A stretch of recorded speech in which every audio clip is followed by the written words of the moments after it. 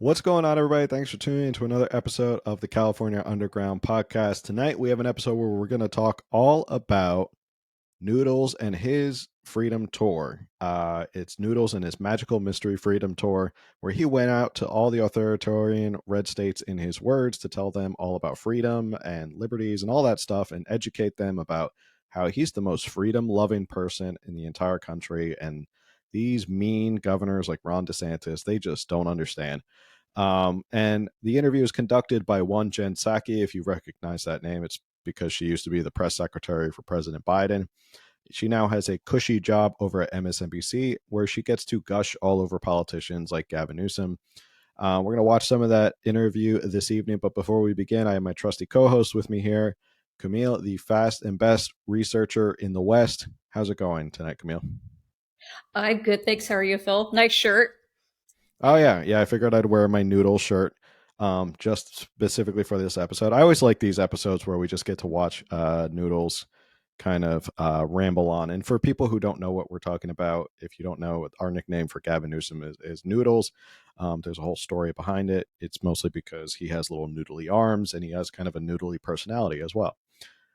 So initial thoughts before we hop into this interview from you, Camille. Yeah, I always have thoughts. It's a hard interview to watch. It's only 35 minutes, but Jen is just gushing over him before every single question. She's just like, "Oh my gosh, I just want to eat you up, Gavin," and just like leaning forward, gushing over him. And then he's got his slicked back hair and his perfect white teeth, but at the same time, he's got this really like slouchy demeanor where he's just like, like suit jacket open. He's just kind of like, I'm one of you. Like, no, like you're not. But Yeah, he's trying to go for the casual look because he's doing the suit no tie thing.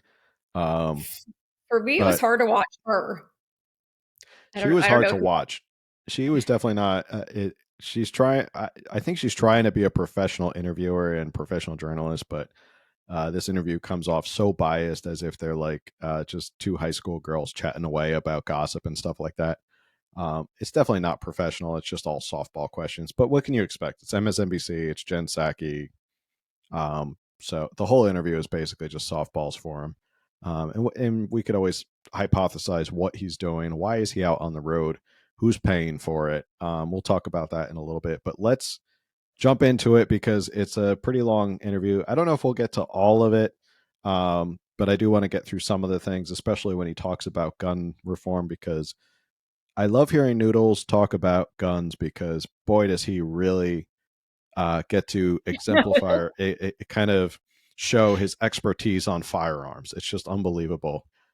Also, his knowledge of history of the Second Amendment is quite fascinating. So, with further ado, let's hop into this interview with All Gavin right. Newsom and Jen Psaki.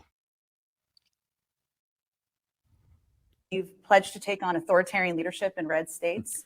Why Okay, are you before the we even governor of start, California? about 2 seconds in, already she goes, "You're on tour to take on authoritarian leaders in red states." Boy, let's not show our bias right off the bat or anything. She already agrees that anybody in red states are already authoritarian, and she's already teeing it up for him. So right off the bat, nice and biased, not like, hey, you're on tour to because of these noble causes or whatever. It's let's talk about these authoritarian leaders in red states. So already you can tell what type of gushy interview it's going to be. Yeah. California. Progressive on many issues, I think it's safe to say, the right person to do that. I'm not, I have total humility. I'm not the right person. I would think agree all with of us- that. You're not the right person to go lecture anybody on authoritarianism, especially after what you put What's her name? California through. What's Was that? it total humility though? He's like, with total humility. No, Total no. There's humility. nothing humble No, about this please man. stop fanning over me. I'm an average Joe like the rest of you. all of us have a responsibility. All of us have to meet this moment. We all are citizens and we are not inert. We have to be more active. We have agency. We can shape the future. And I happen to represent a state of 40 million Americans. But in the spirit of Dr. King, lost his life 55 years ago to the day, we're all bound together by a web of mutuality. We're all in this together.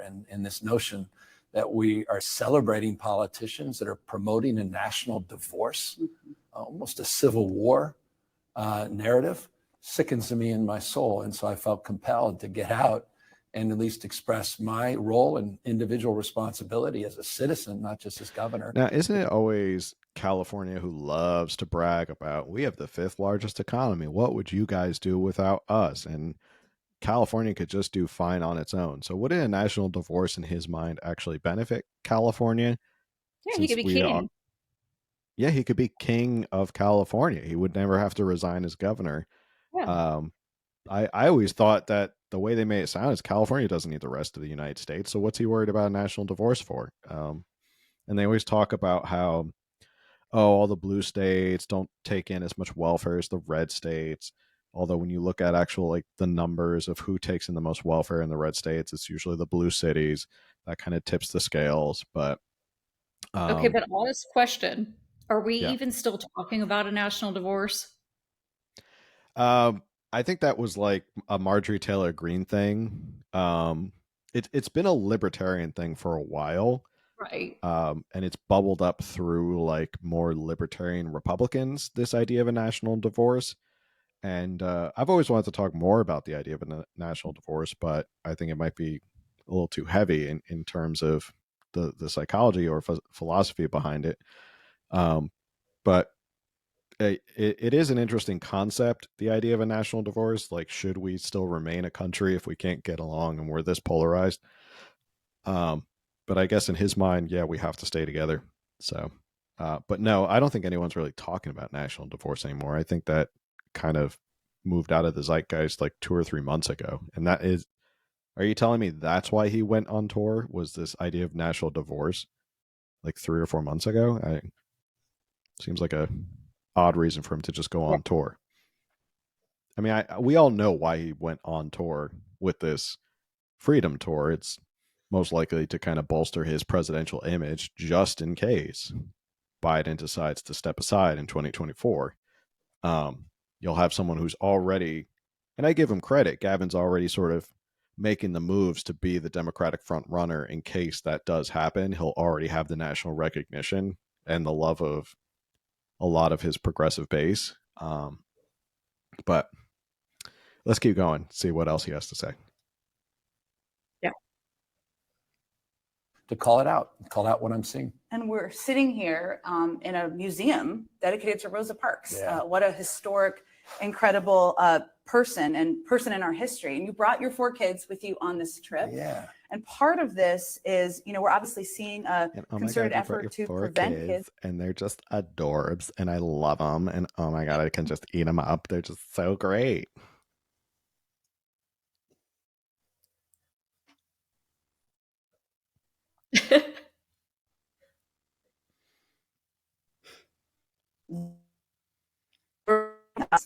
Being Rosa Parks. Because I had to get plenty of photos and just a cache of photos from when I run for president. I have photos and videos of me and my kids and my family doing these wonderful things. Come on, Jen. You know this. You worked for President Biden. Also, what is with this fake code switching Southern drawl that he just did? Did you pick up on that? I just picked up on the way he went. I didn't. Oh my God. The way he picks it, he says, because I don't want my kids to ever ride in the back of the bus. It's like, excuse me? You are... So he's in Alabama, right? Yes. Yeah, he's in Alabama because it's the Rosa Parks Museum. But Which I think I said this to you earlier. This really annoys me that he's in a red state in the Rosa Parks Museum complaining about them not wanting to teach real history in the Rosa Parks Museum. yeah, they literally created a museum to Rosa Parks in Alabama to show the history of what happened during the civil rights movement. And he's saying red states don't want to show the history of America. Yes. Yes. Yeah. Also, this is one of the states that, and we talked about this before the show, isn't Alabama one of the states that has been on the banned list of California politicians? Now, granted, what that means is that they were not going to spend California money or any of the money for the legislature to go to these certain red states. So Right. if there was a conference or something, they weren't going to send politicians there, because they didn't want to travel to those states, as if those states really were quivering in their boots because a couple politicians from Sacramento couldn't come. But he's now traveling to these states. Correct. Which is Now, different because he's it's not using. government funded. No, this is not government funded. Right. So for people who say like, oh, that he's Not taking a government tour on our tax dollars, he's not taking a tour on our tax dollars. He'll tell you whose dollars he is taking the tour on, but it's not what he says it is. Right. Let's hear him talk about why my kids will never sit in the back of the bus. Now he sounds like Forrest Gump. So I want them to shape history, just as Rosa Parks did. Ida B. Wells did in 1883. I mean, Rosa was an echo of Ida B. Wells' moral leadership. You don't have to be something to do something. I mean, that's the spirit of this museum. That's the spirit of these remarkable leaders. I think we're so fixated on waiting to be mayor or city council. Someone's waiting to be president. We know that. That's for sure. Because he's obviously done with being governor. He's over being governor of California. He's like 4 or 5 months into his second term, and he's already like, I'm over this governor thing. Can I just travel the country and talk about myself, like, and how wonderful I am? Shape the world. I want my kids to know they have moral authority. They have the ability to shape the future. And I think examples like this are enlivening and inspiring. I just want them to understand it, again, not just intellectually. I want them to feel the congruence of sorts, an emotional attachment, head and heart, action, passion. And so being out here, you feel it in a different way. I mean, these are the same streets. I was just the Legacy Museum with Brian Stevenson. I mean, it should be a requirement. I'm not in, I know if everyone's fear when a Democrat says anything should be required. It's not a mandate, but it, if I could. And we know he loves those mandates. Every child, every law enforcement officer, every social service leader should be compelled to understand more fully what I was just privileged to experience. And that's the history of our country, our nation, and to understand it in a deeper way so that we can push back against the narrative of those that want to rewrite history, that want to rewrite historical facts, that have the audacity not only to promote it, but to actually produce results in state after state that are rolling back these fundamental rights and banning books and banning speech, criminalizing instruction. He loves this line about banning books in red states. Yes, it's one of his favorite red herrings to say like they're banning books in red states. You sent me an article about that actually in California they're banning a good amount of books. In city of Burbank, they banned 5 well-known titles: Huckleberry Finn, The K, Roll of Thunder, Hear My Cry, and Of Mice and Men. So California does its fair share of banning books as well. Was it To Kill a Mockingbird was also banned? I remember reading that. But there is if you don't watch this channel, they're actually really funny, and I'm going to switch over real quick. Just for a quick little, if you don't watch Freedom Tunes, they're actually really funny. It's funny that we were watching, and this came out literally today. So this is the title of it for audio is What Liberals Mean by Book Banning. I apologize to audio because you won't be able to watch it.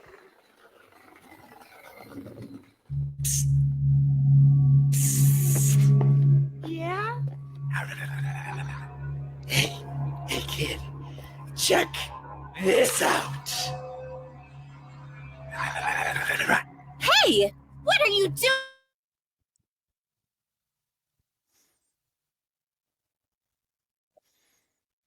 This woman is trying to ban books. What? She wants to ban my queer literature. Oh, so we've got a book banner. That's just shameful. You're sick, lady, for telling him he can't show porn to my kid? Have you heard of a little thing called the First Amendment? Yeah, so much for free speech. How are you siding with this pervert? That's basically the gist of it. Definitely recommend you check it out. But I think he nails it in the sense that liberals love to be like, oh, they're banning books in these states, and it's just, isn't it horrible? Isn't it shameful that they're banning all these books and they just don't want people to read these books? And it's like, they're not banning the Odyssey or the Iliad or Shakespeare or anything like that. They're usually, most of these red states are banning books that are inappropriate for children to be reading and should not be on public libraries. They never talk about specifically what books they're banning. They just like to say they're banning books.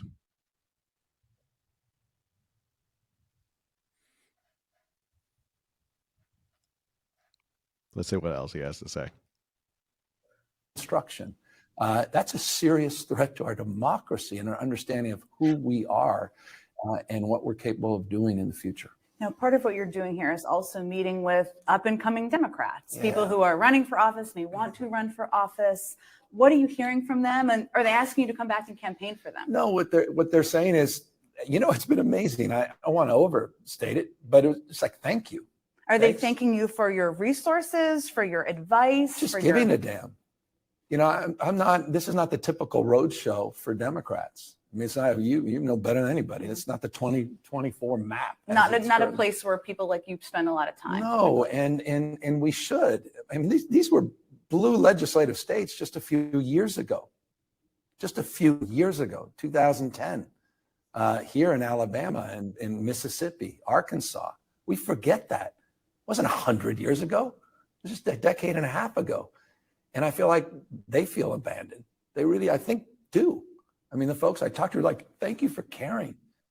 There's a lot more of us. They say that, a lot more of us than people believe. We're not red states. We're just not doing the hard work. I mean, I guess you could make the same argument here in California. There are a lot more conservatives than people believe. Like, what's the stat that people love to throw out, which is that more people voted for Donald Trump in the last election here in California than any other state. Like he got more Republican votes here in California than any other state, which is a pretty impressive number when you think about it, right? Right.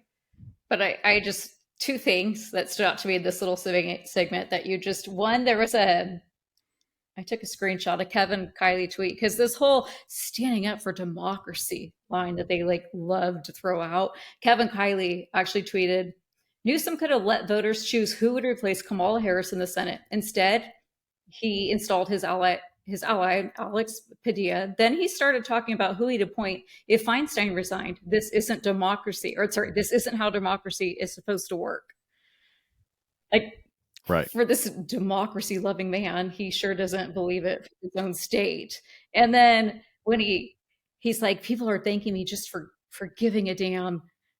Well, no, that's not how California business owners feel that were, lost their businesses the last 3 years. We're not thanking him for giving a damn about us during these lockdowns. So what I know from talking to other people, I'm sure same for you who live in other states, is that they couldn't even fathom, if we traveled even to other states, they couldn't fathom that, wait, California still has that mandate. They still have that in place. We let go of that 6 months after, you go to Texas, you go to Oklahoma, and people are just like, what? You're not allowed to do this in California yet? They're still holding you to this. And so I suppose that there's people who were naive to what's going on in California the last few years who might be thanking him, but those of us in the actual know living through it are like, mm-mm. Yeah. And speaking to that point about democracy, it's interesting because after the whole recall effort, the legislature took drastic measures and made a big push to make it harder to get props and referendums and recalls qualified. Yeah. So this idea of, we believe in democracy and everything's a threat to democracy, and doesn't matter, you could pick something out of a hat and it's a threat to democracy. But they're taking actions in California to literally stop democracy, which is the democratic vote of people to recall their leaders, make a referendum on the laws, which those were put into place during a progressive era at the turn of the century in 1900s, to make the state more democratic. And now they're trying to roll back those sort of democratic policies or democratic tools for the people here in California. Of getting out there. And I'm not suggesting people aren't working hard. They are. And I've met the folks, but they just haven't gotten the memo, the cynicism memo, the fear and anxiety memo. They're like working hard every single day and bottom up, right? And they're just saying, you know what, glad a Democrat from another state wants to sort of highlight the work. And yeah, I have some resources. We were able to start this PAC. Start with $10 million. I raised. He makes it sound like he was able to cobble together a couple bucks for this PAC. The guy just $10 million for this PAC. No big deal. It's a federal PAC, correct? And where did that come from? It's a federal PAC, and he used what I read. I haven't seen because financials are not out yet, but what I read was that he used the leftover funds from his governor campaign. So he transferred his state campaign fund into a federal PAC. Yeah, it makes sense.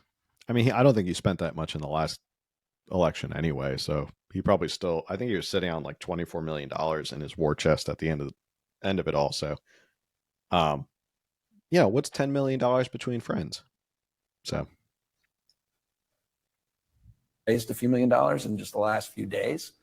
And I have the opportunity, what a gift, to not just say thank you for the work. Now, isn't but let me contribute to it, and let me see if I can get other. A federal PAC like that can it transfer money again, or it can be used to help a president, like campaign for a presidential race, right? They can't coordinate, but I believe that could then be used. I believe it. It can, right? I believe so. So I'm pretty sure. If people don't remember, way back around 2004 to 2005 or whatever, I think it was around that time, President Obama came out with a PAC. I think it was like America Forward or something like that. I can't remember the name of the PAC now. And the idea was this sort of same thing, which was, I'm going to go around the country and organize and get Democrats excited, and I'm going to talk about all these great things. And the point of my PAC is to help get Democratic leaders elected. And then obviously he ran for president, and then that PAC became sort of like his other PAC. And then there are a bunch of other PACs. But it's sort of the same game plan here, which is you start this idealistic PAC, use the PAC to go around the country, campaign for the PAC, which is really campaigning for yourself. And then when it's time to run for president, you have this PAC already, and you've established name recognition. So, right. I believe Larry Elder is about to do that. You know, Larry Elder had several million left over from when he ran in the governor recall in California, which then he started I forget what it was called, something Save America, something like that PAC, federal PAC. And now he's running for president, and I believe that will now be turned into a his campaign. Makes sense. They're not rewriting the book here, but others to say, you know what? Every state matters. Everybody matters. And Democrats as well, United States, and they feel a little abandoned, not by the National Party, but abandoned at a time of need by the progress and the ruthlessness of the right, and the need to feel like their voice matters and we have their back during this very challenging time. So you were just reelected to serve a second term. That's where some of the money came he looks so from sad to about help these Democrats. The $10 million. It's like, you were just elected for the second time. He's like, yeah.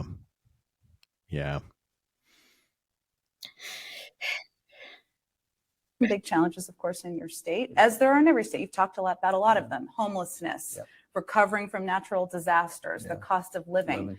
There are some critics, I'm sure you're aware, from your state who have said, How can the governor of our state go travel on this red state tour and spend resources and time there? So what do you say to them? It's on my dime, not theirs. And the time is my time. This is time, respectfully, with my family. This is the beginning of Easter spring break over the weekend. So he says it's on his dime, but we know it's not on his dime. It's on the Campaign for Democracy PAC's dime. Yes, they just said that 2 sentences prior. Yeah, they just said, hey, you gave all this money from your campaign to this PAC, and now you're campaigning with this PAC around the country. And he's trying to say, well, it's really on my dime. Poor Gavin Newsom, the man who bought his $4 million house in all cash. Yes, I'm sure it's really rough for you to travel around the state with your children.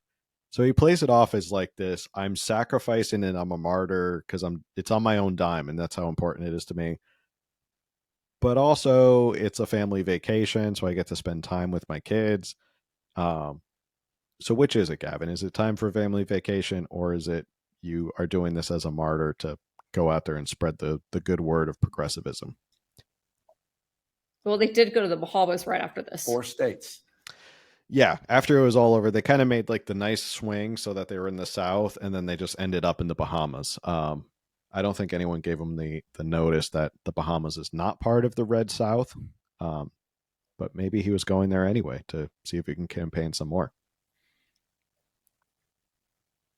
I don't know. It's a great sacrifice of time. A lot of people are taking time with their family after 4 years. We haven't had that opportunity. This was a privilege and a gift, and a selfish one for me as a father. I feel like the last 4 years, I haven't spent a lot of time with my kids because of COVID and all the stress. And so I made that commitment. What was your kid's response? They say, okay, Dad. Let's just suggest this. I think there's a new drone that I had to provide. There were some extra soccer cards. There was the family inducements. I want to say something. Little gentle bribery to get them on. I'm sorry, we are never to get through this, but remember he canceled his Scotland trip to spend time with his kids?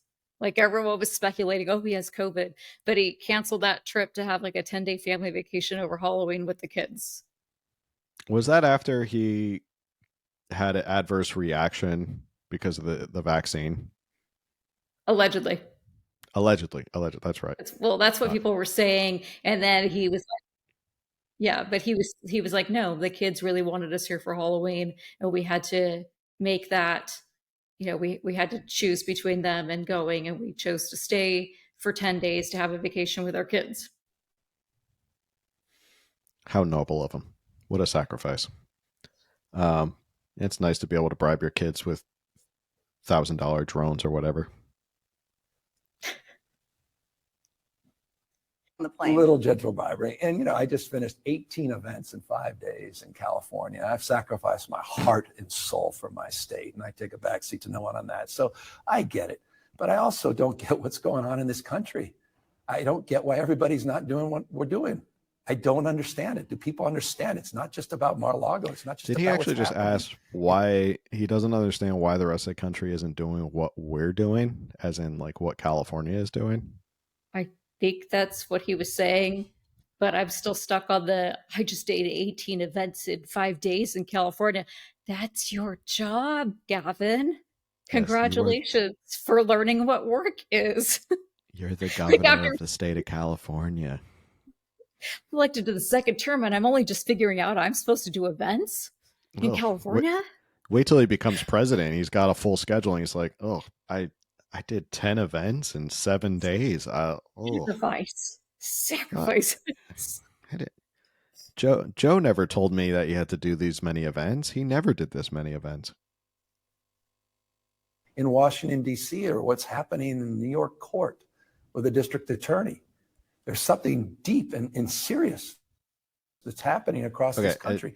All the progress. I mean, we're trying to get through this as best as we can, but the fact that he's like, well, it's not all about Mar-a-Lago and DC and what's happening in the Manhattan DA. Look at what network you're on. You're on MSNBC, whose whole obsession is take down Trump at all costs. Your ratings have been in the toilet since Trump has not been in office because you have nothing to talk about. You're definitely not going to talk about Joe Biden. And now you're like, well, why are we only talking about this stuff? I don't know. You're sitting across from someone who works for MSNBC. Why don't you ask them? Why is that the only thing we talk about all the time is what's going That's on what with he's Trump? getting Because they're at. obsessed with I Trump. think he's implying he should be on MSNBC more. Like, why are you guys talking about that? There's a whole story right here. Me. Yeah. I'm the story. Didn't you You guys know? should be talking all about me. It sounds like he's a little jealous.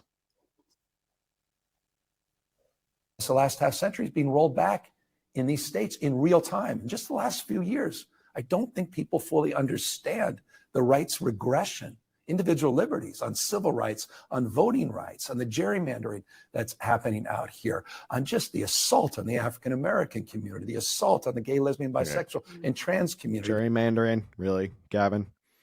You want to talk about gerrymandering? California had these independent commissions after the census where they were supposed to draw up new districts. The first draft of districts were actually pretty fair, and actually pretty fair to Republicans in the state in terms of the legislature and Congress and all that stuff. They're supposed to be independent. But once Democrats got a hold of those maps, there's a little outside pressure for them to go back to the drawing board, quite literally go back to the drawing board and make these districts more favorable to us. So let's not talk about gerrymandering because California might be one of the worst offenders when it comes to pretending like they have these independent commissions, but not really, because the Democrats can then just push a lot of power on you and you'll make the districts that you want to see. So just want to make that quick little point about gerrymandering. There's so many points here. I mean, we're 7 minutes in of a 34-minute interview. We'll try to get through as much as possible. The number one issue of the day seems to be getting rid of the word Latinx in Arkansas. Okay. Okay. As the husband of someone who is a proud Latina, nothing makes her skin crawl more and make her want to throw chanclas around the room than the word Latinx. Okay? She hears that word and she swears up a storm that nobody wants to be called Latinx every time she hears that word. So the fact that he's like, these red states don't want to say Latinx. Yeah. Latinos don't want to say Latinx. I think it was like 3% of Latinos in America actually identify with the word. It's very low, to the point where Democrats are like, we should probably back off this because it's not doing us any favors. So it's interesting. He has this righteous indignation about red states not wanting to say Latinx. Latinos in your very blue state don't want to say Latinx either. So maybe just take that off the board.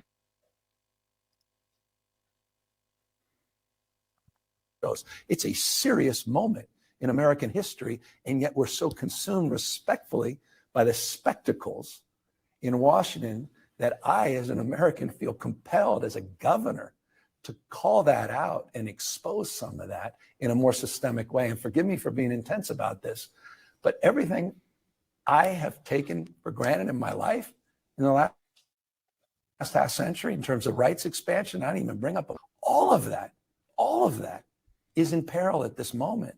And my kids, they need, if I care about my kids, I sure as hell better care about what's going on in Alabama, what's going on in Mississippi and Arkansas. And you know what? I'm coming back a much better governor because I spent a long weekend with my kids here. I do want to ask you about all of that because I agree with you, and there's things happening in states. But why is it a concern? In terms of the idea of states in America, okay? The idea of why do we have states and why do we believe in statehood and state power is the idea that states can be their own little laboratories of this experiment we call a constitutional republic. And the idea is that these states can try out different policies and people can vote with their feet on how these policies are going. if your kids stay in Bay Area of California, they should not have to give a rat's ass about what's happening in Alabama, because they're not going to be affected by what's happening in Alabama. Just don't go to Alabama. Like, that's the bottom line. And if people think what Alabama is doing is backwards or stupid, people won't stay in Alabama. They'll go somewhere else. But this idea of like, well, I better care what's going on in Alabama because I got to protect my kids. Your kids are silver spoon privileged little kids who will live in Northern California, in the Bay Area, Marin County, or wherever you want to live, Napa Valley, for the rest of their lives. They never have to worry about anything.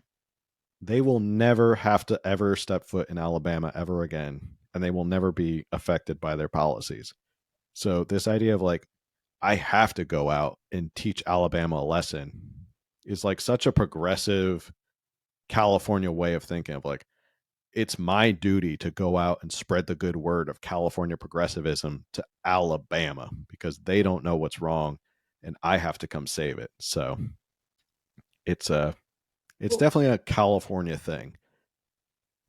Go ahead. I know we can't I know we say this all the time, but he's talking about, this is so important, what's going on in Alabama. Like, go back to California because it's really freaking important that while you're in Alabama, our schools are still failing. And no, your kids don't go to those schools, but most of the kids in California do go to the public schools. Those schools are still failing. There is homeless all over the streets who can't afford housing and are causing problems. Not saying all homeless people cause problems, but there's big problems there. Those are the problems that are affecting your kids and the people that elected you governor.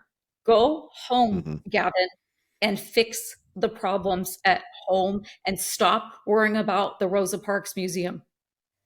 Yeah. I think that's the biggest faux pas that he doesn't really seem to understand. Although people who support him love what he's doing with this.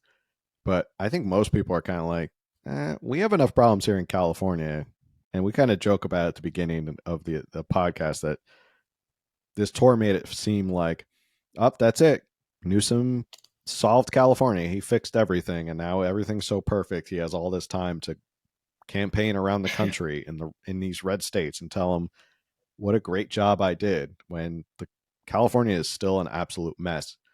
So let's keep going. Cracking down on people's rights. We are sitting here in sadly, a historic moment in our country where the former president of the United States is being arraigned. Boy, I wonder why we keep talking about what's going on at Mar-a-Lago. When Jen Psaki asks a question about the former president getting indicted. Boy, I can't understand, why are we so obsessed with Mar-a-Lago and what's going on in Manhattan? When the host of the interviewer here just brings up the question about Donald Trump.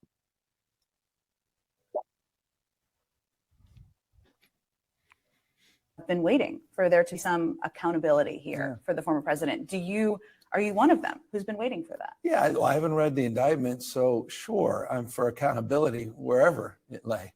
I'm for responsibility regardless of status. I mean, accountability, like, of course, you got caught at the French Laundry spending $15,000 of your oil lobbyist buddy's money when COVID was all locked down and everything like that. That sort of accountability.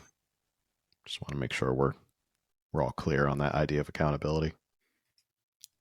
Or going to Cabo and staying at the property of a Russian oligarch when we're supposed to hate Russia. That sort of accountability. Is that the accountability we're talking about? I just want to make sure we're all on the same page.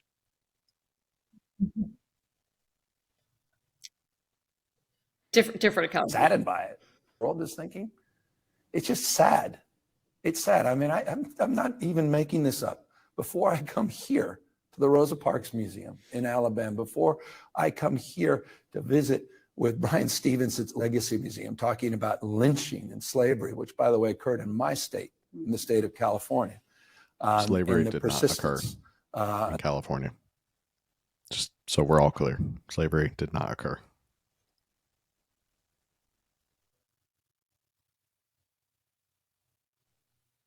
and the assaults against the African American community at this moment, I've been told what a porn star was, okay?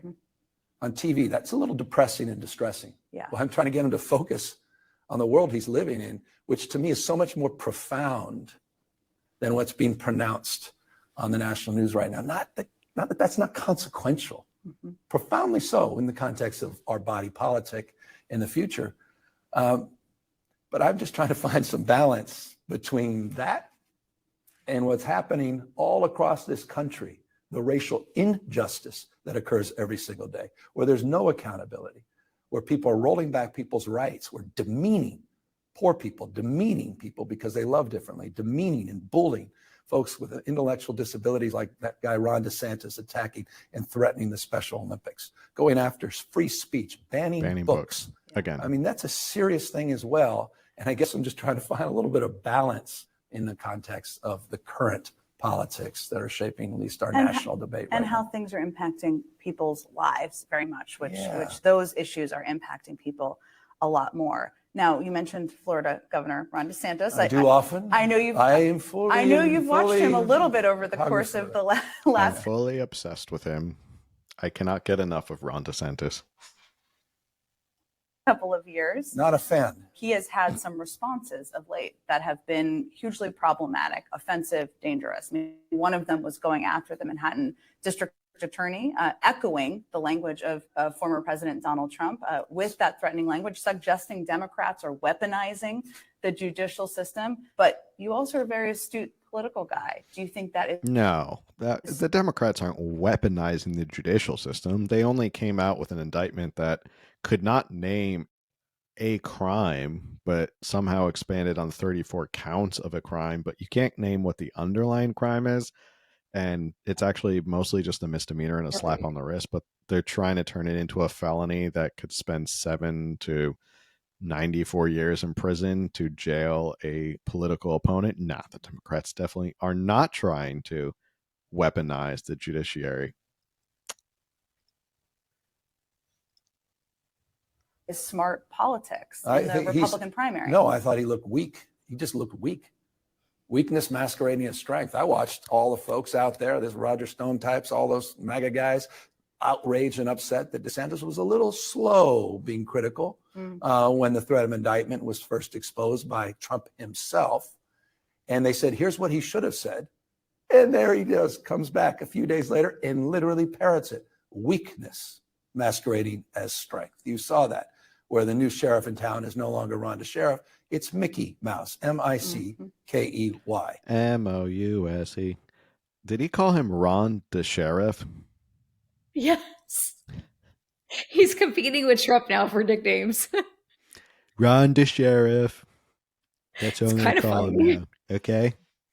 Him and Mickey Mouse, M-I-C-K-E-Y. Glad he spelled it. Otherwise, I wouldn't have known. Yeah, I'm glad he almost sang us the entire song.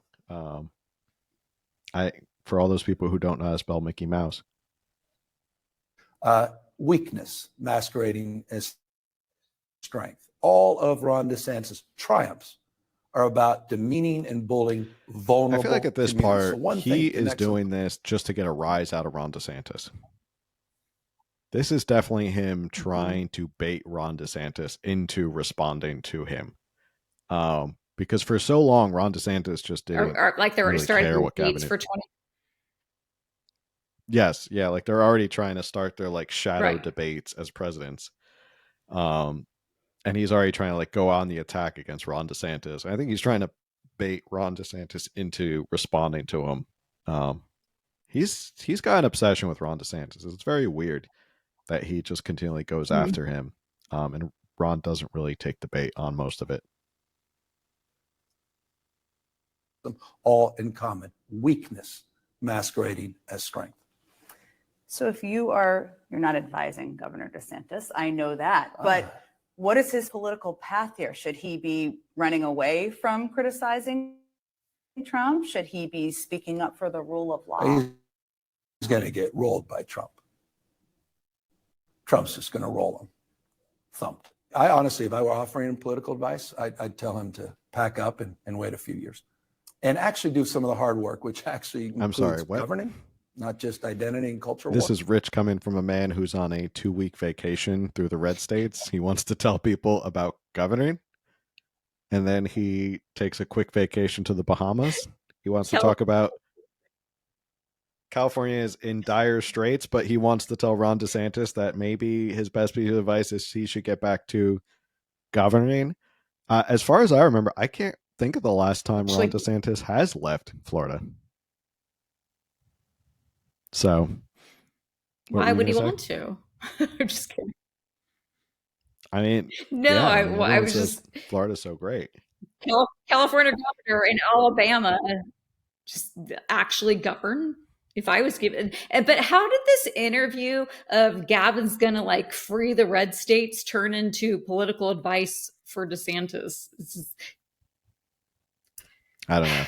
They just, I guess they're trying to drum up this Ron DeSantis versus Gavin Newsom, and they're going to try as hard as possible to turn this into. It's funny that these two are trying to push these two to be presidential candidates when there's already President Joe Biden and former President Donald Trump are the two probably top contenders right now. They've just ignored those two and they're like, nah, we want to talk about Ron DeSantis and Gavin Newsom. It would make for really good TV, that's for sure. But that's probably why they're pushing this idea of Newsom versus DeSantis.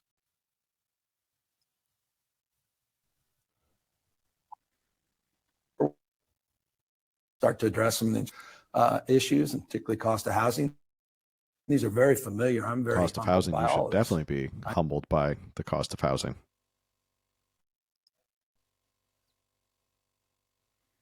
I understand the systemic trouble. I'm the first to acknowledge I'm my own worst critic. I'd be working on some of those basic things. I'd expand Medicaid, have the backs of folks out there that need preventative care. I'd be focusing on the acuity of the environment, Mother Nature. She bats last, bats 1,000. I know that from being in Little Rock and Wynn down in Arkansas and rolling. I mean, this is a serious moment in American history, world history. I hope he would start to focus on some of those issues. That would be my advice. Come back as a more seasoned and capable leader with a little humility, which, by the way, correct me if I'm wrong, a little of. Who won their election by a larger margin in their state? Was it Gavin Newsom? Did he win his? I've got to go with the sheriff. Ron DeSheriff, I believe, won by a much larger margin than Gavin Newsom did in his state. The sheriff. That must really burn Gavin Newsom that DeSantis won in what is technically, it's not really a swing state anymore. It's like bright red. Won by so much. And I think the stat was that the gap between him and Brian Dahle was the smallest gap between a Republican and a Democrat since in like the past 10 years or something. So like it was actually the smallest gap that he won by this time. Yeah. So that must be depressing for old Noodles. Yes. So you have talked a lot about your ability to work with Donald Trump. And frankly, having worked in the White House, I know when you're governor, you have to work with the president. Yeah. So lots happened, though, over the last couple of years. If he's reelected, and I know you're going to say he won't be, and President Biden will beat him, but let's just say, if he's reelected, will you still be able to work with him? If it advances the cause of helping me govern the largest and most diverse state in America, that's the size of 21 state populations combined. I don't like talking past people down to people because they disagree with me. I spend a disproportionate amount of time with the people that try to recall me. We all want to be respected, protected, connected. We all want to love. We all need to be loved. We have so many foundational values. So I say divorce is not an option. Mm-hmm. I was at the Clinton Library yesterday. I remember Clinton talking often about the fact we should celebrate all our interesting differences. And Democrats, I think, should listen to this. It doesn't end there. Celebrate all our interesting differences, and unite around the things that bind us together. There's some universal things about being human that I also think are important. And so I say this in the context of the frame around Trump or all these folks. I mean, I'm pushing back. Yeah, I'm sick of people, his rights being trampled on, and I'm going to push back. But I'm not looking to go after these guys. I'm not looking to pick up a crowbar, put in the spokes of their wheel every single day. But if they do that to folks that I care about and things I value and folks that I feel like, are being demeaned, yeah, I'm going to push back. So open hand, not a closed fist if he's back. But he won't be. I have no idea what that answer just meant. He's not going to talk tough, but he's also going to talk tough. But he's also not going to put a crowbar in the spokes of your bicycle, but he's also going to push back on you.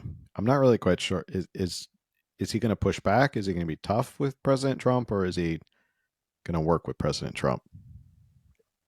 Only if it advances California. Yeah, I didn't understand.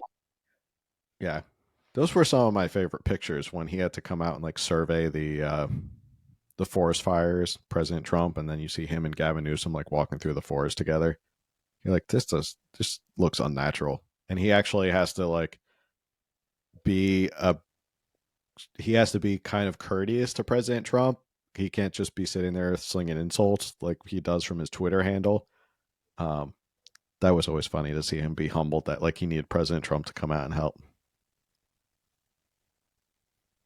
Set up the question as you set it up. Well, I wanted to give you an out there or take away something you might say. I've been through this before. So Biden will be reelected. You are on his advisory. Deservedly so. Noah, masterclass. There's just simply, you cannot, in modern times, I say this with respect, at peril of some previous Democrats maybe being a little insulted by this. His legislative accomplishments, there's just nothing that comes close. And you're seeing the results all across this country already, which is just another reason that he not only deserves it, but I will be enthusiastically out there campaigning for him. No, you pride yourself on going on the offense on a range of issues. I mean, here you are. Do you look at Republicans have not critiqued Donald Trump, obviously because of his legal woes. Democrats have also been quiet for different reasons. Do you think Democrats should be going more on offense about some of the legal woes that Trump has? I feel like that's a lane that's got a traffic jam worse than the 405 freeway. For all of you who don't know, that's a California joke because I'm the governor of California. How do you mean? I mean, like everybody's, I think we are, the media is. I mean, 24/7, wall to wall. I mean, it's wall to wall 24/7. And I think this is just an off-Broadway production in Manhattan. The main show is what's coming next.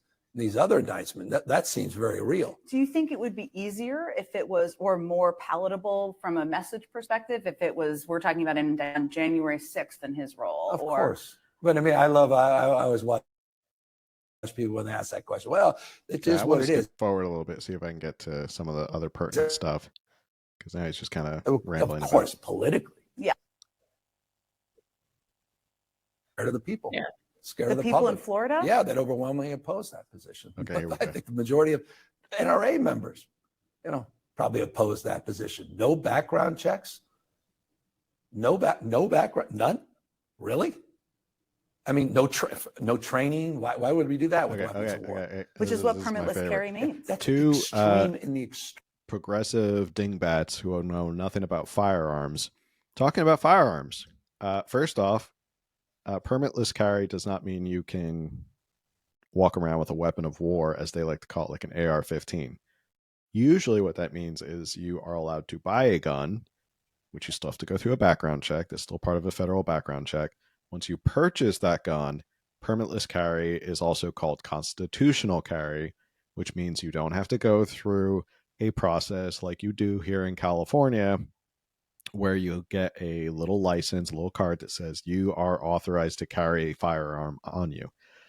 Permitless carry basically means the Constitution says you have a right to bear arms.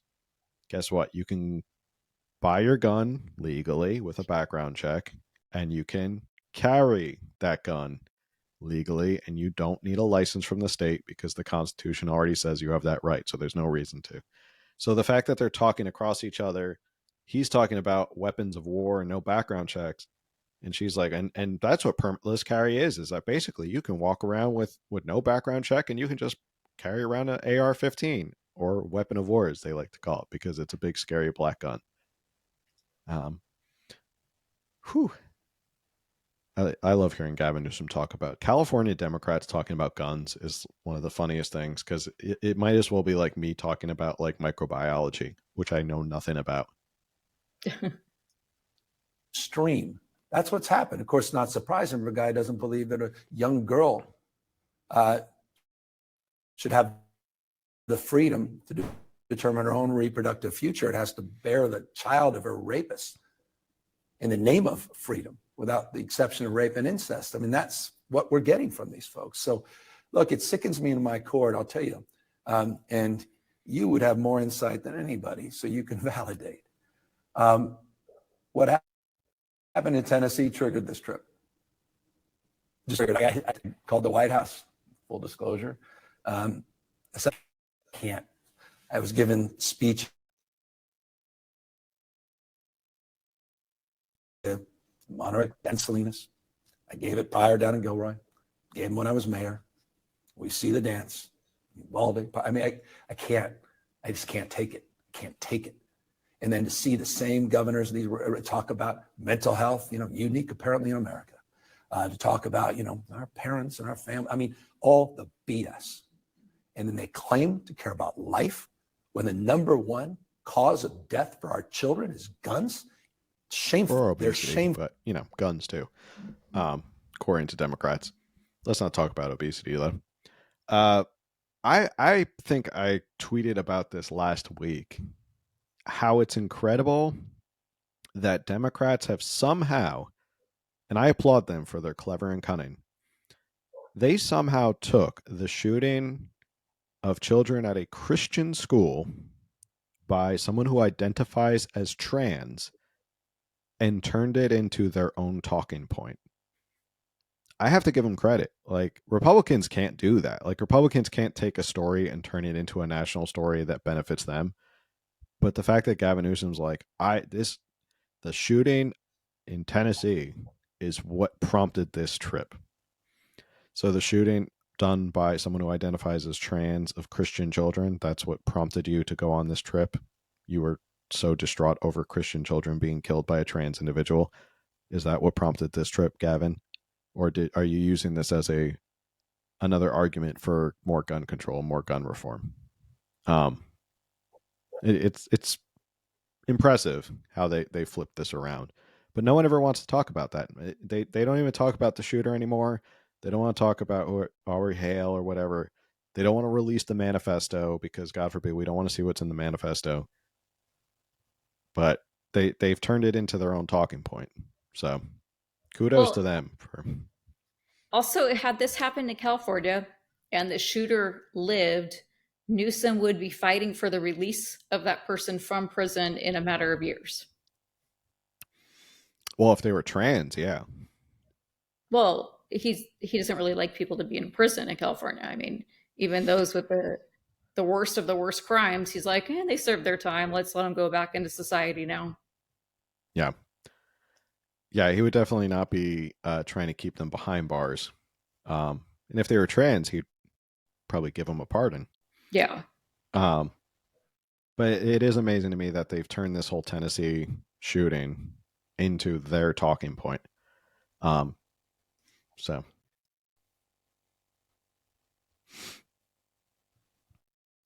Painful. And it should shock our souls, but it's becoming so normal. It's a matter of hours now, not even days. I mean, I thought we would never. From Buffalo, I had to read the manifesto. I read the manifesto from the shooter in Buffalo. You read the manifesto from the shooter in Buffalo. So why can't we see the manifesto from the shooter in Tennessee? Is it because it might be damaging to your stance on the trans community? Maybe. I still have chills thinking about that manifesto. To understand this is serious. The manifesto allegedly for the shooter in Tennessee, all connected, this broader contagion. They don't care about our kids, because if they did, they'd ban these damn weapons of war. They would have background checks. They require some common damn sense They don't. So you know what? Those kids that were there in the Capitol, God bless every single one of them. In the spirit of Rosa Parks, in the spirit of the greats, Plato, if there's any hope for the future, those with lanterns will pass them on to others. That should give you optimism about our nation, because that's still alive. And we have to continue to believe that and not give up.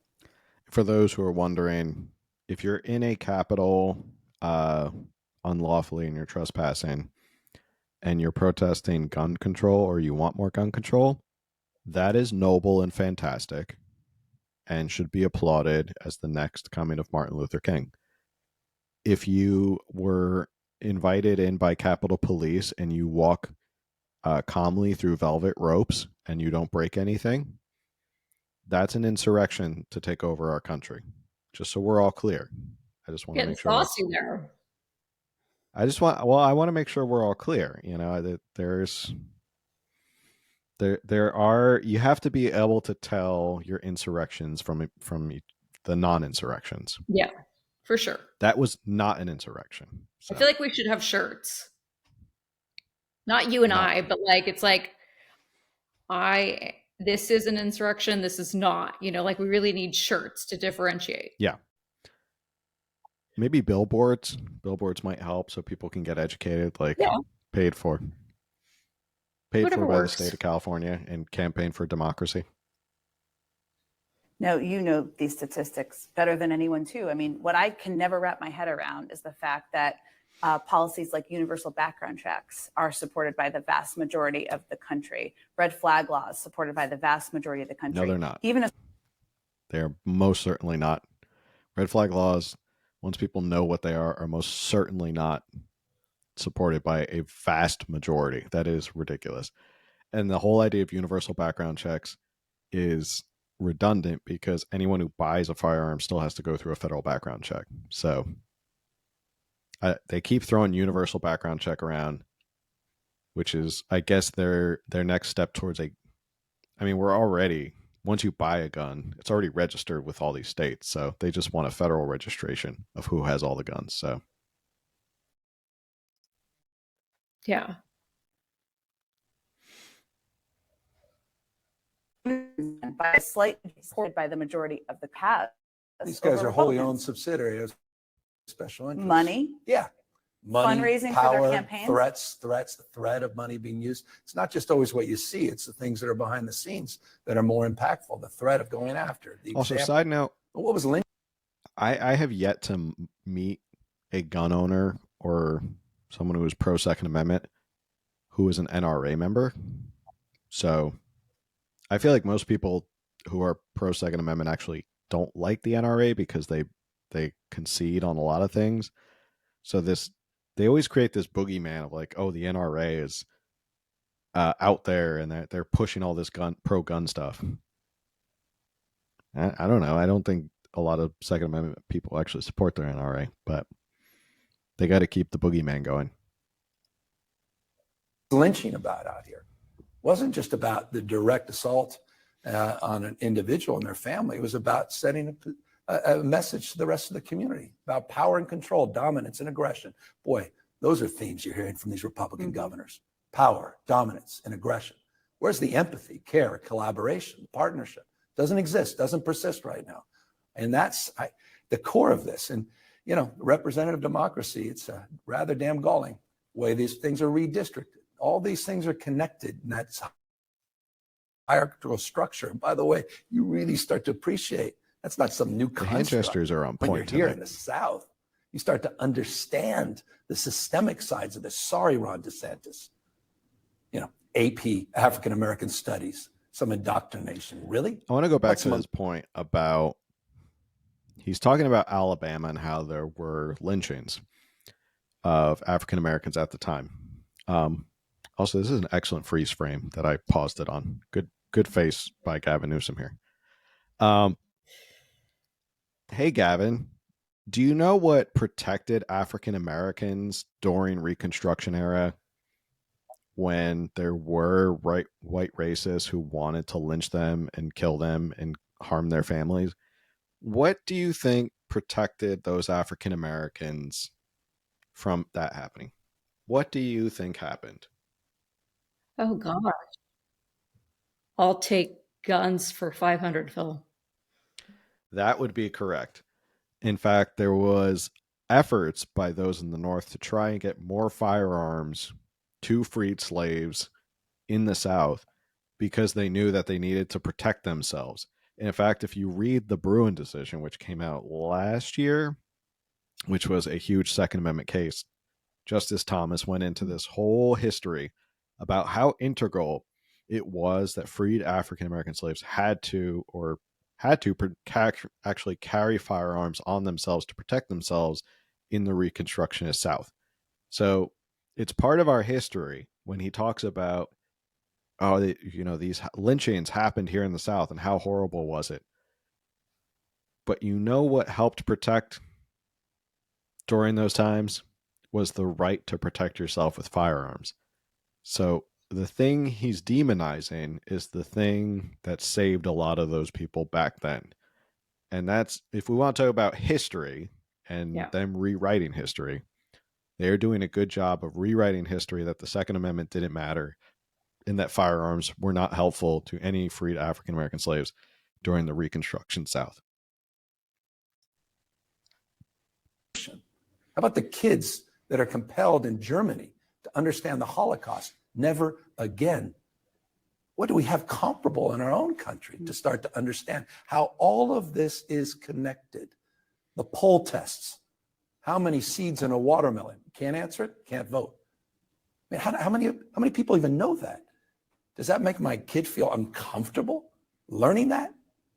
Is that this is a serious moment. And I think you're right to call out the absurdity, that disconnect between where the public is and these red state politicians that continue to deny that voice and a rational approach to dealing with this only in America. Pandemic or epidemic.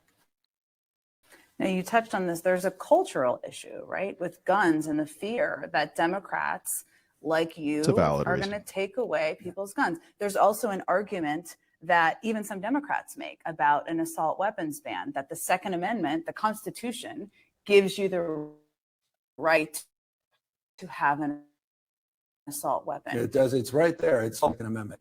For that first, it's difficult, the well-regulated part. The right to bear an AR-15 platform. Right there in the Constitution. Without reading the Constitution. Well, that was the one that was sent to me by the ushers and the right. I get all that. By the way, I went out, so I thought this would be interesting.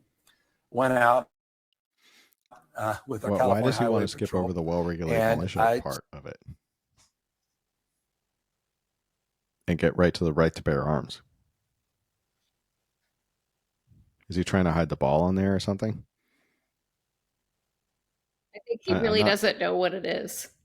Like the way that he started talking about it, it seemed to me like he was like, I don't even know what they're talking about, so I can't talk about this. Yeah, I think he didn't want to get into the weeds on what that first clause of the Second Amendment was, a well-regulated militia. He doesn't want to get into that. Yeah. And then his little joke about, the Constitution that the RNC sent me, different than the real Constitution. You just quoted the same Second Amendment, so I guess the one the RNC sent you was the same exact Constitution. Decided to shoot 23 platforms of guns, but I started with an old musket. I'm still stuffing in the fight, and I missed the target by, I think. I ended with Gatling guns and ARs and just 30 rounds. This is insanity to go from that in the founding fathers construct to this, to have Judge Nelson, a federal judge in the state of California, compare the AR-15 platform to a Swiss Army knife. Go ahead. To have to listen. Okay. Yeah. He mentions the musket and how we can't even get it anywhere near the target. Then he goes on, and then, I'm up to the AR-15, 30 rounds. He makes it sound like it could hold 30 rounds. It can't. Not in California, it can't. Yeah, it's illegal in California to have a 30 round. 10 rounds max. Yep. But also the musket, when he's like, he can't shoot it straight, isn't that because that's a really old gun and we have since modernized guns to be more accurate, which is Yes. safer if it's more accurate? And then, so he just kind of skips over the fact that, like, this musket, you could think you're pointing it here and it's just, going off who knows where. And then he's like, and then the AR-15, 30 rounds. Okay, he could have shot 30 rounds, certainly, if he reloaded twice, but Mm-hmm. he didn't sit there and just shoot off 30 rounds in 30 seconds. Right. So he sort of proved his point that the AR-15 is safer than the musket. Yeah, I mean that's the whole argument that I have about this whole handgun roster that California has, which is that, oh, you have to have all these things on it and you can't be on the handgun roster unless you have all these like crazy things that like most handguns don't have. They purposely make it really hard to be on the handgun roster. They're like, your handgun has to throw up a red flag after it's done with all its rounds. And people will be like, that doesn't exist. Well, then you can't be on our handgun roster. And the ironic thing is that they say, well, it has to have all these features so it's safer.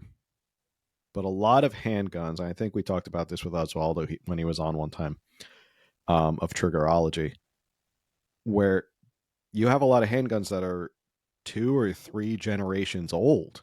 And handguns have gotten, every generation, they get safer, they get more accurate. But California is holding back that safety for its citizens. But to your point, you're right. The AR is safer because, as opposed to a musket that you can just fire and it just goes anywhere. I mean, there's a whole different thing about physics and why the rifle is better than a musket. But yeah, and his whole idea of 30 rounds, you can't fire 30 rounds in California. So maybe with law enforcement you can, because they don't really abide by the same citizen rules we do, but I couldn't fire 30 rounds right away. Right. I'd have to, like you said, I'd have to reload. And that's another thing they want to work on, is they don't want you to have the quick detach magazines, so you can't quick reload. That's another thing they want to do, but that's for another day. And the fact that he says like this is insanity, this is like one of the dumbest arguments Democrats and progressives make about guns. And it's quite literally, it's so asinine to me that they continue to make this argument and people continue to believe it, where they go, well, the founders, when they wrote the Second Amendment, it was only for like muskets. And like, if you want, then it should just protect muskets. It's like, no, there were plenty of other firearms. There were rifles. There were guns that shot multiple rounds. This was not new to the founders. These ideas of rifles, guns that shot multiple rounds, pistols, all that stuff. You can basically trace all of these guns that we have today back to those guns. Sure, they're faster, they're better. That's technology. But Yeah. the same argument, and you can always make the same easy argument, which is, well, if that's the case, then guess what? The First Amendment doesn't apply to the internet. It doesn't apply to phone companies. It doesn't apply to TV. It doesn't apply to the radio. It doesn't apply to, like, that stuff wasn't around when the founders were around. Now, all of a Absolutely. sudden, it's like they hate originalist judges and textualist judges on the Supreme Court. But when it comes to the Second Amendment, all of a sudden, progressives become the biggest originalists in the world and say, well, that wasn't the original intent, and that you should only be able to have muskets. But it's this is MSNBC, so he's playing to the crowd who's going to lap it up and be like, yeah, absolutely, of course. We'll watch a couple more minutes and then we got to wrap it up because it's already been an hour and 15 minutes. That can't even identify these young kids except by their sneakers and their DNA, because their heads are blown off up there defending that. I'm all for the right to bear arms. And some Democrats. Well, they're wrong. And with all due respect, I humbly admit that's my position. And I think it's the vast majority of American public position. Weapons of war appropriately should be in the hands of those that are trained and those that are protecting our liberties and freedom more broadly. An individual. Try to say this as calmly as possible. An AR-15 is not a weapon of war and is not what the military uses. Thank you. That was a very calm. That was about as calm as I was going to get. That was me calming down and saying that. I'm checking our notes real quick to see if there's anything we should skip to on here. Go ahead. Sorry. Did we miss the abortion part? I don't know if we missed the abortion part. I'm not sure. That's why, because I think I was making notes in chronological order. So I'm just checking. Okay. Yeah, go ahead. Deep opposition to feeling nervous when I get my kids a kiss goodbye in the morning when they're sent off to school. What the hell will happen next? Or the fact they come back and they talk to me about their drills where they're hiding under their desk like I hid under mine during the Soviet Cold War. It's insane. My kids. You know what he could do if he doesn't want that to happen to his kids? He could homeschool them. He could certainly afford to homeschool his kids. Right?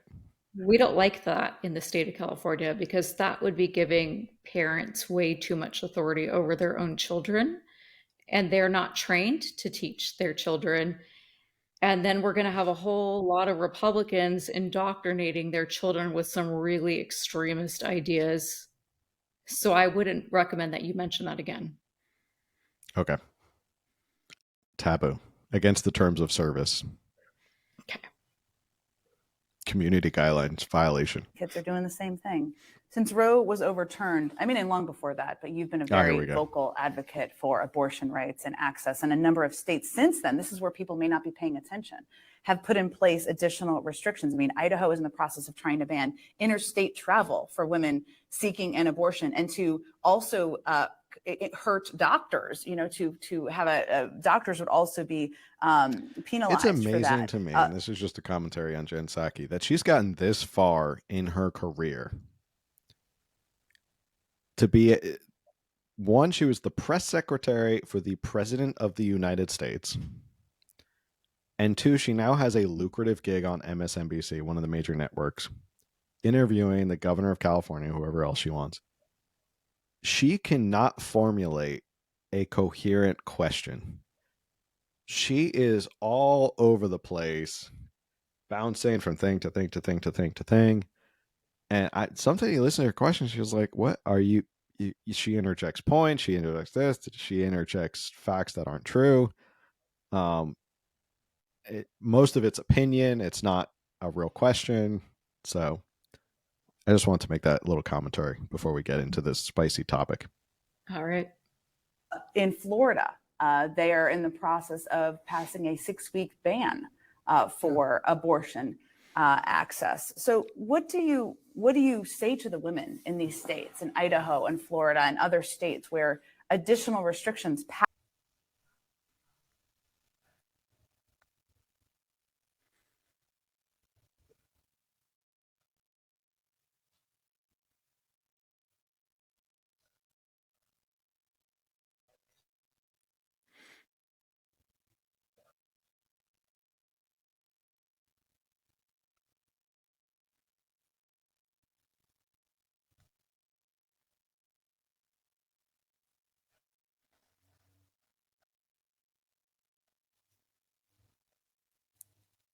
In that space, abortion. ca.abortion.gov. We put out a website with all of toolkit of what we do and can't do and how we can provide. To get you started on ca.abortion.gov. One state. Yeah. Well, we're gonna get a little started because we have to talk about this topic. Are we starting that now?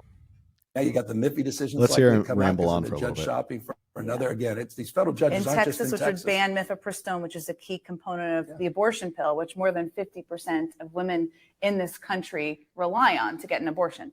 The nationalization of rights, the expansion of rights that's happened over the last 50 years. This is the rights regression, and it's not just happening at red states only. And that decision will begin to nationalize what the impact of these red state actions now will be felt across this country, because they're weaponizing, not just at a local jurisdictional level, they're starting to weaponize the courts. And that's exactly what we're trying to remind people of. And look, this is an interesting. I want to say this really quickly, because the left likes to make it seem like abortion's just a slam dunk issue. It's just something that, like, of course, like 99% of Americans think abortion should be legal and like freely available. Abortion in this country has never been a overwhelmingly popular topic with support. Even before Roe was passed at the Supreme Court level, the majority of states had strict restrictions on abortions, which were voted on by state legislatures, which were voted on by the people. So it was never this like really popular thing when Roe came out. Yeah, it became more popular because Roe then forced states to deal with it, because there was Roe v. Wade and you couldn't pass things that went against Roe v. Wade. But it was never the overwhelmingly super popular slam dunk, like, you know, like, well, if you took a poll of Americans and said how many people like puppies, they'd be like, well, overwhelmingly amount of people love puppies. The same thing about abortion is it's not the overwhelmingly popular is supported. They make it seem that way, and that you'd be stupid not to agree. And now the fact that Roe v. Wade has been struck down, now you're seeing the states go back to the ability to restrict abortion as they were prior to Roe v. Wade, because it was never that popular to begin with in these red states. So I just want to say that Gavin likes to pretend that everybody loves abortion and that they're going against the grain, when in reality, they may not be going against the grain. They may just be going with the other half that you don't agree with. So you wanted to go off about California ca.abortion.gov. I think we've talked about it before on here, but one that is a California taxpayer funded website. But on the website, they do have, if you want to, you're trying to find a place, like a safe place to have an abortion, they have resources on there, but they actually have on there for you to report crisis pregnancy centers because they are misinformation. The state of California tax funders, you and me, are funding people's ability to report a crisis pregnancy center. Mm. I don't get it. I don't get it at all. It's almost like there could be an argument to be made if your tax dollars are going to fund the support of abortion and the education of abortion, which is could be against your religious freedom and your religious rights, that you don't want to support it. But California thinks that this is the number one issue, and we got to throw all the money at it. And in typical California way, they just don't seem to understand why doesn't everyone else agree with us in that you should have unfettered access to abortion, and we'll use taxpayer money to fly you from Alabama or Idaho to California to get an abortion. And there's something really eerie about, like, when he was celebrating that they secured 2 million doses of this drug. Yeah, I'm like, the abortion pill.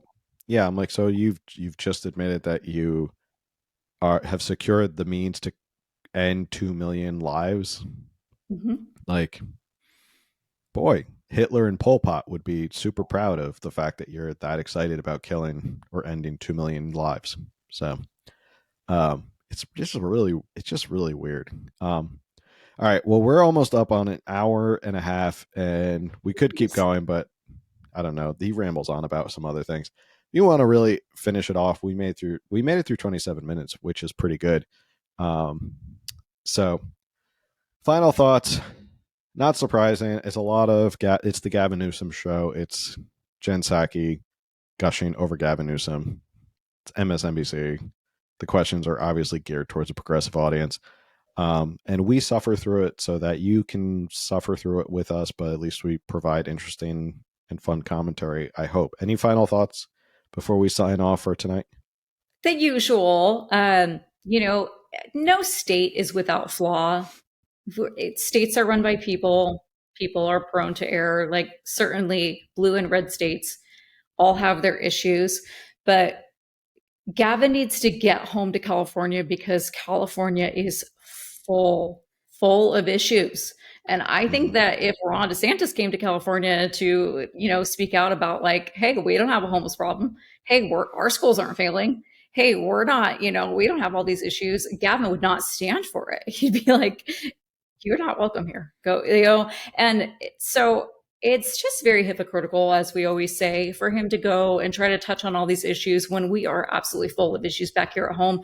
And we elected him to hopefully solve our issues. I know you and I didn't vote for him, but like it's really unfair of him to be on this little family vacation tour when we have so many things going on back here that he needs to really get a handle on, because our problems are out of our crime and safety issues. They are out of control. We have things that are really affecting all of our daily lives. I know you're talking about how where you live, just walking down the street, you've seen it get worse and worse by, every few months. It's just like and we're hearing every day, and he's talking about these mass shootings and stuff. And I think I sent you some articles where LA alone had 6 mass shootings in a matter of like a week or 10 days or something like that. I forget the exact stats, but it's just like, we're not without problems, and our problems are not little.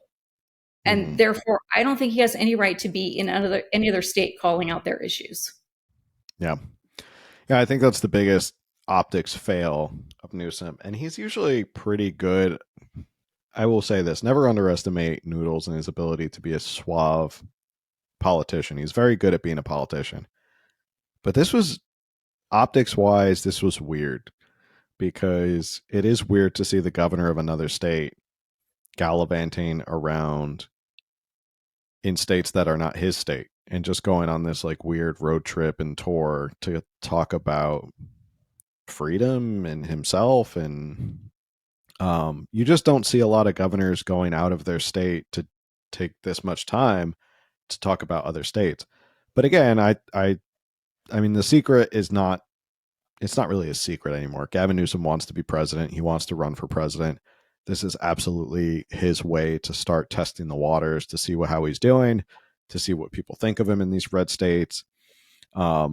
This could be a way for him to kind of test the waters of him being in redder states, more conservative states, to see his appeal, because he is going to have to win some red or right-leaning swing states if he wants to be president.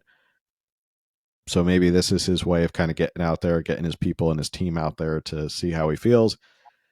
So it's no shock that he's out there. He's already bored with his second term. It's only been like 4 months. We've still got 3+ years to until he is out of office, which is scary to think. Yeah. So it's definitely Gavin Newsom's bored with being governor. He doesn't want to do it anymore. He's already won his second term. He's moving on to the next thing. He wants to be president, and this is just his tour to do so. And sadly, he couldn't wait a couple years to kind of go out there and start doing this. He immediately in his second term started to go out and do this. Even his Twitter feed, like you see what he's been tweeting about for the past couple of weeks, is nothing to do with California. And a lot of people in the responses are like, did you forget you're governor of California? Because you've been talking a lot about other states and not California. And then there's people posting stories, like you're saying, like these horrible shootings, crime, all this stuff happening in California. He's just not paying attention. So, like I said, if you want to go and watch the last 7 minutes of this, you can go find it on YouTube. I don't think there's anything left for him to really say. That's super interesting. All right. That's our show for tonight. Sorry, it's an hour and a half, but we tried to get through as much as possible. And they say a lot of idiotic things, so we felt like we had to comment on all of it. So, any other final thoughts before we sign off? I'm good. All right. So, best way to support the show, like I always end every show, if you want to do it, it's free. Helps us out. Send this to at least one person, text message, Instagram DM, share it from YouTube, MySpace. I don't really care. Just make sure you share it with at least one person. That's the best way to support the show. Make sure you like, share, subscribe, review. If you're on Spotify, do all that stuff. YouTube, subscribe, all that stuff. We're also on Rumble now, so go check us out over on Rumble. The more people we get on Rumble, maybe we can start doing live streaming over on Rumble. That would be fun. So with that, we'll see you all in the next one. Have a good one.